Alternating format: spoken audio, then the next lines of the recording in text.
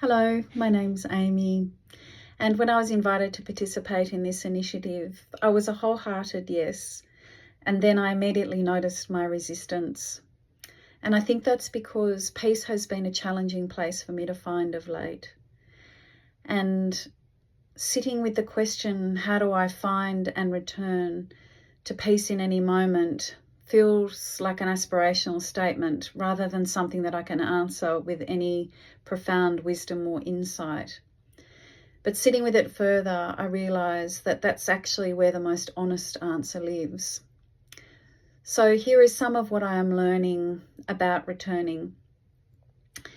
In my moments of overwhelm, what tends to be happening is that my system is simply taking on too much obligation, emotion, noise, worry.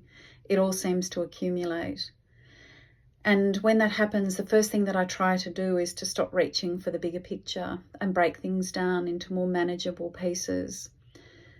Not to solve everything, just to bring a little regulation, a little calm, enough to take the next step. The other image that's been helpful for me lately is that of a set of scales. On one side sits the overwhelm, the dysregulation, the weight of whatever is hard. Sometimes that weight is so significant it pulls the scales completely out of balance, and peace feels not just distant but impossible. When I notice that I've tipped, I bring my attention back to my immediate environment, and particularly to nature. Where I live in Lutruwita, Tasmania, there is something about the quality of the light here, the way it falls across the mountain Kunanyi and the river, that settles me and has a particular way of calling me back to myself. I look for something specific to focus on that brings a feeling of joy or gratitude. And then something interesting happens. That one thing seems to unlock other things. Clean water, a safe family, a warm bed, my dog. The list, when I let it, keeps going.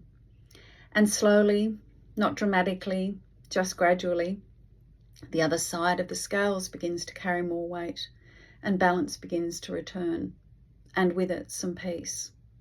So as we go into this silent meditation, this is my offering. There is great wisdom in the dysregulation. There is great wisdom in the overwhelm, because it can, if we allow it.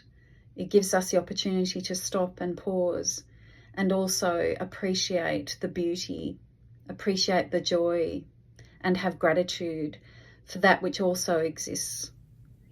If we just give ourselves the time and the space, we can bring balance back into our lives, and with that, some peace.